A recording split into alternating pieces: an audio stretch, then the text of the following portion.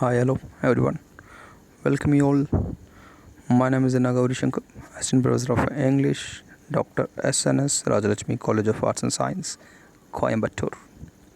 In the previous videos, we have discussed about the methods, the different kinds of methods of teaching. The first one, grammar translation method, that is how grammar is taught to the basic learners. And in the next video, we have learned about the goals of teaching the modern language or goals of teaching a language in a modern technology. So what are the goals and what are the difference between grammar translation method and modern teaching? We have discussed about those things. In this video, we are going to see about principles to develop the method of teaching. So if you want to improve your teaching method, what are the principles or rules to be followed? That we are going to discuss about in this video. So the first thing what you want to do means careful selection of what is to be taught. So whatever you are teaching to a student, the content, text or whatever must be selected very carefully. If you are teaching to a basic learners, your sentence framing or context must be in a simple way to make the learners to understand. So always try to select your vocabulary, sentences, context very carefully. The second, imposing limits on what is to be taught.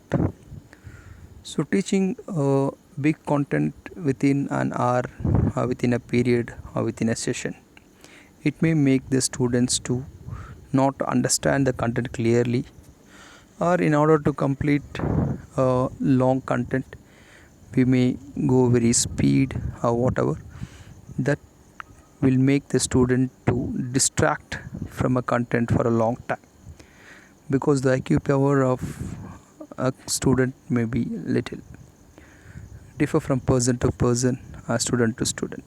So you must know limit, you must know what you are going to teach today. The content must be limited based on the audience. Third, arranging what is to be taught in terms of the four skills. So what are the four skills? Listening, speaking, reading and writing. So when we teach a language, the first important thing is to make the students to listen. Listening is the most important skill. As you listen,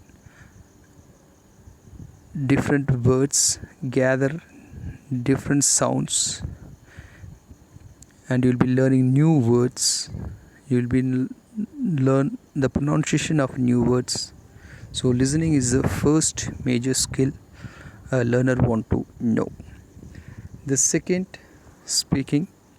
When a learner or a audience are good listeners, they can easily improve their speaking skill by listening the words carefully. Then reading skill. After listening and reading, after listening and speaking, you must give importance to the reading skill. So why you want to make the student audience to read more?